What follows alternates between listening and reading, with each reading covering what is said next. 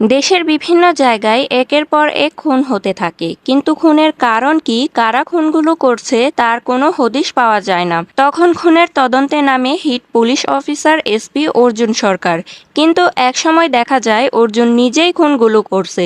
তাহলে কি অর্জুনই সেই সাইকো কিলার, নাকি এর পেছনে লুকিয়ে রয়েছে আরো বড় কোনো রহস্য? জানতে হলে পুরো ভিডিওটি দেখতে থাকুন।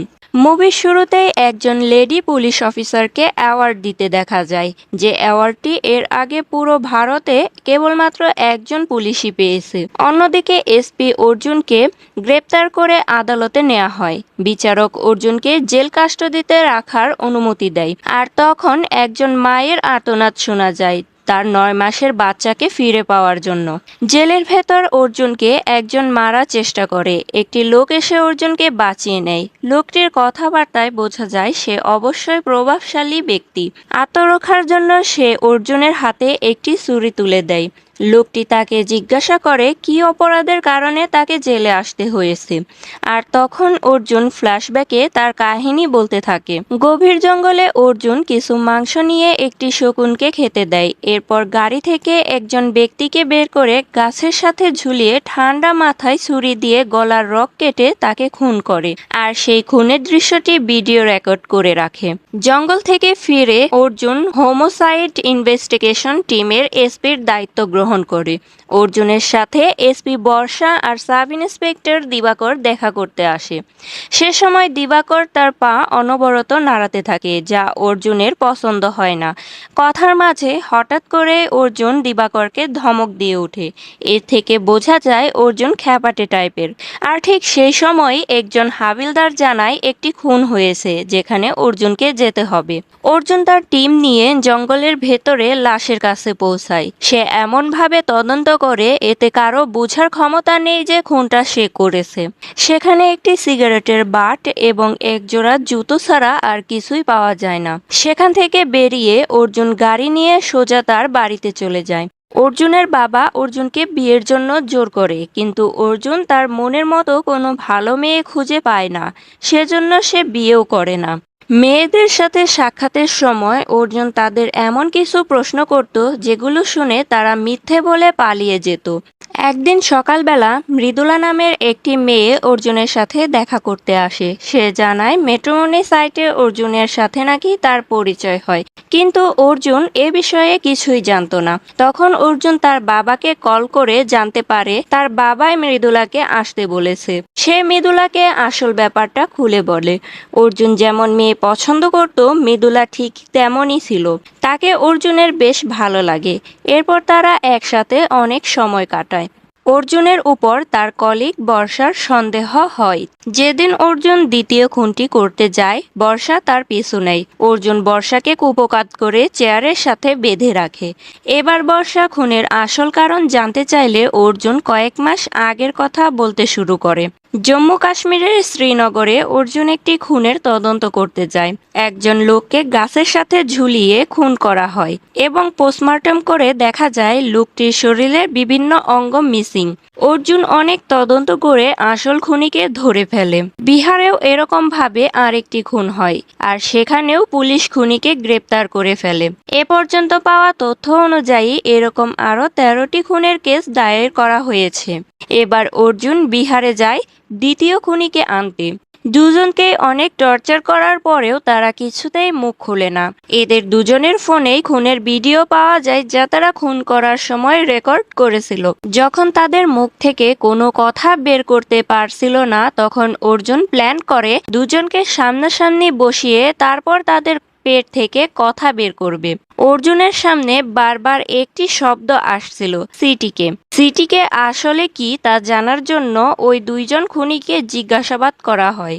তারা প্রথমে কিছুই বলতে চায় না, কিন্তু পরে মুখ ফসকে সিটিকে ওয়েবসাইটের ব্যাপারে বলে ফেলে। এরপর শুরু হয় অর্জুনের আসল তদন্ত। সিটিকে হলো একটি ডার্ক ওয়েবসাইট। এটি সাধারণ সার্ভারে চালানো সম্ভব নয়। অর্জুন এ বিষয়ে ঘাটাঘাটি করে দেখতে পায় শত শত লোক এই ওয়েবসাইটের মেম্বার। খুন করে সেই খুনের ভিডিও ওয়েবসাইটে আপলোড করা হয়। বছরে একটা নির্দিষ্ট সময় সিটিকের সকল মেম্বার একটা গোপন জায়গায় একত্রিত হয়। বাইরে থেকে এর চাইতে বেশি কিছু বের করা সম্ভব হচ্ছিল না। তাই অর্জুন সিদ্ধান্ত নেয় যে সে ওয়েবসাইটের মেম্বার হবে, আর এর জন্যই তাকে দুটো খুন করতে হয়। সিন তখন বর্তমানে বর্ষার কাছে চলে আসে। বর্ষা তাকে প্রশ্ন করে, নিরপরাধ ব্যক্তিদের এইভাবে খুন করে কোনো কেসের তদন্ত করা যায় কি? তখন অর্জুন জানায় এরা কেউই নিরপরাধ নয়, এরা সবাই অপরাধী। আইনের হাত থেকে তারা ছাড় পেয়েছে, তাই অর্জুন তাদের নিজ হাতে শাস্তি দিচ্ছে। এরপর বর্ষা অর্জুনকে তার কাজে সাহায্য করে। সে অর্জুনকে একটি ভিডিও দেখায়।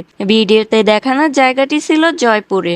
বর্ষা আরো বলে, ভিডিওটি যে আপলোড করেছে সে কেবলমাত্র একটি ভিডিও আপলোড করেছে, তাই পরবর্তী ভিডিও বানাতে সে অবশ্যই দ্বিতীয় খুনটি করবে। খুনিকে ধরতে অর্জুন জয়পুরের পুলিশকে ইমিডিয়েটলি খবর দিতে বলে বর্ষা আর দিবাকরকে নিয়ে জয়পুরের উদ্দেশ্যে বেরিয়ে পড়ে। সেখানে তারা বেশ কয়েকদিন খোঁজাখুঁজি করেও ভিডিওতে থাকা ছেলেটিকে খুঁজে পায় না। একদিন রাতের বেলা অর্জুন পেট্রোল পাম্পে ডিউটি করছিল, আর সে সময় সেখানে একটি কালো গাড়ি এসে দাঁড়ায়। গাড়ির ভেতরে হঠাৎ লাইট পড়ায় অর্জুন দেখতে পায় ভিডিওতে যে ছেলেটি খুন করেছে ওই ছেলেটি গাড়িতে বসে আছে।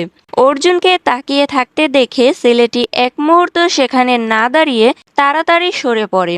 অর্জুন ছেলেটিকে পিছু করতে থাকে। অবশেষে সে গাড়িটি খুঁজে পায় এবং দেখে গাড়ির ভিতরে একটি মেয়ে হাত পা বাঁধা অবস্থায় অজ্ঞান হয়ে পড়ে আছে। অর্জুন যখনই মেয়েটিকে সাহায্য করতে যাবে, পেছন থেকে সেই ছেলেটি অর্জুনের পেটের ভেতর চাকু ঢুকিয়ে দেয়। ক্ষতস্থান থেকে অনেক রক্ত বের হওয়ার কারণে অর্জুন মাথা ঘুরে সেখানেই পড়ে যায়, আর সেই খুনি ছেলেটি মেয়েটিকে মেরে ফেলার প্রস্তুতি নিতে থাকে। এমন সময় অর্জুনের জ্ঞান ফিরে আসলে সে চাকু দিয়ে খুনি ছেলেটিকে মেরে ফেলে মেয়েটিকে বাঁচিয়ে নেয়। অন্যদিকে সিটিকে ওয়েবসাইটের ওনার আলফা অর্জুনের পাঠানো ভিডিওগুলো দেখে অর্জুনকে গ্রুপের মেম্বার হিসেবে গ্রহণ করে নেয়। এবার অর্জুন তার জিডিপিকে এই ব্যাপারে সবকিছু খুলে বলে।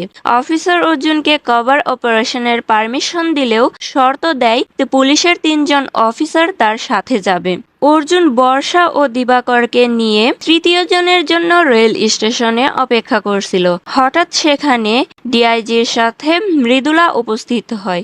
অর্জুনের বুঝতে দেরি হয় না, মৃদুলাও একজন পুলিশ অফিসার। ট্রেনে উঠে অর্জুন তাদের 3 জনকে প্ল্যানের সবকিছু বুঝিয়ে দেয়। বর্ষা আর বিবেক নিজেদের কেবিনে চলে গেলে মৃদুলা অর্জুনের কাছে ক্ষমা চায়। মৃদুলা জানায় অর্জুনকে সে 4 বছর আগে থেকেই চেনে, আর প্রথম দেখায় তার প্রেমেও পড়ে যায়। এরপর মৃদুলা সিদ্ধান্ত নেয় সেও একজন পুলিশ অফিসার হবে। সে ভেবেছিল পোস্টিং এর পর অর্জুনকে প্রপোজ করবে, কিন্তু অর্জুন শপথ করেছিল তার ডিপার্টমেন্টের কোনো মেয়েকে সে বিয়ে করবে না। তাই মৃদুলা পরিচয় গোপন করে অর্জুনের সাথে সম্পর্ক গড়ে তোলে।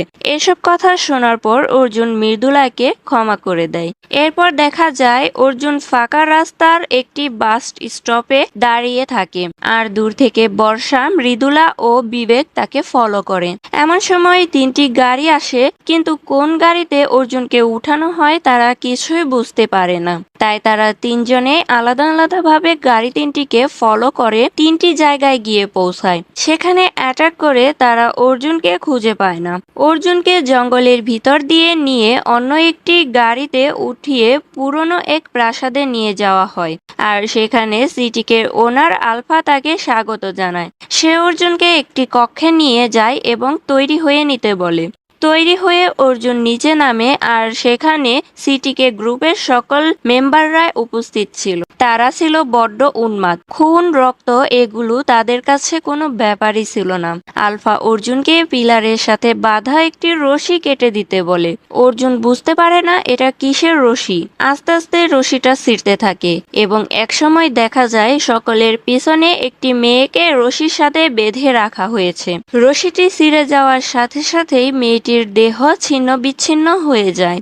এরপর অনুষ্ঠান চলাকালীন সময়ে অর্জুন সেখানকার রান্নাঘরে গিয়ে গ্যাস সিলিন্ডার লিক করে আগুন লাগিয়ে দেয়, আর সিটিকের কন্ট্রোল রুম থেকে ওয়্যারলেস চুরি করে মৃদুলার কাছে সিগন্যাল পাঠানোর ব্যবস্থা করে। আগুন লাগার ঘটনার পর আলফা বুঝে যায় তাদের মাঝে পুলিশের কেউ ঢুকে পড়েছে। আলফা তখন নতুন সদস্যদের বলে তাদের মাঝে ফাইট করে যে বেঁচে থাকবে সে একমাত্র সিটিকের মেম্বার নির্বাচিত হবে। অর্জুন পুলিশি কৌশল কৌশলে 4 জনকে মেরে ফেললেও আলফা তার উপর সন্দেহ করে। কিন্তু তখনই অন্য একজন সদস্যের ঘর থেকে ওয়্যারলেসের ভাঙা যন্ত্রাংশ পাওয়া যায়, আর তখন আলফা অর্জুনকে আবার বিশ্বাস করতে শুরু করে। এরপর একটি ছোট্ট শিশুকে আনা হয় বলি দেওয়ার জন্য। এই শিশুটির মাই ছবির শুরুতে তার ব্যাপারে যাকে বলতে থাকে সেই হলো অর্জুন। অর্জুন সেই মাকে কথা দেয় তার সন্তানকে তার কুলে ফিরিয়ে দেবে। যখনই শিশুটিকে বলি দিতে যাবে ঠিক ওই সময় অর্জুন অস্ত্র দিয়ে সেই লোকটার গলা কেটে ফেলে। সেখানকার লোকেরা বুঝতে পারে অর্জুন কোনো সাধারণ লোক নয়, তাই অর্জুনকে মারার জন্য সকল সাইকো কিলাররা আক্রমণ করে। শুরু হয় এক ভয়ঙ্কর যুদ্ধ। সাইকো কিলারের এক বিশাল বাহিনীর সাথে লড়াই করে অর্জুন প্রায় 150 লোককে জীবিত সেখান থেকে বের করতে সক্ষম হয়। কিন্তু লড়াইয়ের এক পর্যায়ে অর্জুন কিলারের হাতে আহত হয়। এদিকে জঙ্গলের ভেতর খুঁজতে খুঁজতে মৃদুলা অর্জুনের পোষ্য পাখিটিকে খুঁজে পায়, যার গায়ে অর্জুন সিগন্যাল লাগিয়ে দিয়েছিল। আর সেই পাখিটিকে ফলো করে মৃদুলা সহ অন্যান্য পুলিশ অফিসাররাও সেখানেই চলে আসে। তারা সকলে মিলে সাইকো কিলারের পুরো টিমকে ধ্বংস করে ফেলে। এই ঘটনার বেশ কিছুদিন পর মৃদুলা ও অর্জুন টেলিভিশনে তাদের করা মিশনের খবর দেখতে পায়। আর সেখানে মৃদুলা জানতে পারে সাইকো কিলাররা যে মানুষের শরীর থেকে অর্গান বের করে নিত সেগুলো তারা সুইডেনের হরমোজেনিক কোম্পানিকে দিয়ে দিত। মানুষকে টর্চার করে খুন করার সময় তাদের শরীর থেকে বিশেষ এক ধরনের হরমোন নিঃসৃত হয়, আর এই কোম্পানি সেগুলো দিয়ে মারাত্মক একটি ড্রাগ বানাতো। ভারতীয় কোম্পানি কেটিসি এর মালিক স্যামুয়েল জোসেফ হরমোজেনিক কোম্পানিকে বিভিন্নভাবে সাহায্য করত।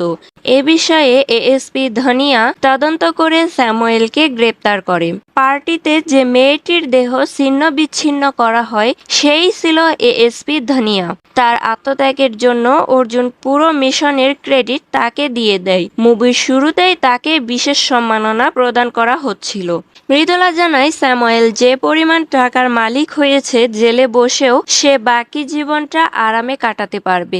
তখন অর্জুনকে হাসতে দেখা যায়, আর দেখানো হয় অর্জুনের গ্রেপ্তারের বিষয়টাও ছিল একটা সাজানো নাটক। স্যামুয়েলকে খুন করতেই মূলত অর্জুন জেলে যায়। এতক্ষণ অর্জুন যার কাছে তার জীবনের গল্প করছিল সেই ছিল স্যামুয়েল জোসেফ। অর্জুনের আসল পরিচয় বোঝার আগেই অর্জুন তারই দেওয়া ছুরি দিয়ে তাকে মেরে ফেলে। এরপর হিট দ্য ফোর্থ কেস এর একটি ঝলক দেখিয়ে মুভির পরিসমাপ্তি ঘটে। ক্রাইম থ্রিলার মুভির ফ্যানেরা অপেক্ষায় থাকেন খুব শীঘ্রই হিট দ্য থার্ড কেসের মতো আরেকটি মাস্টারপিস ছবি পেতে যাচ্ছেন আপনারা।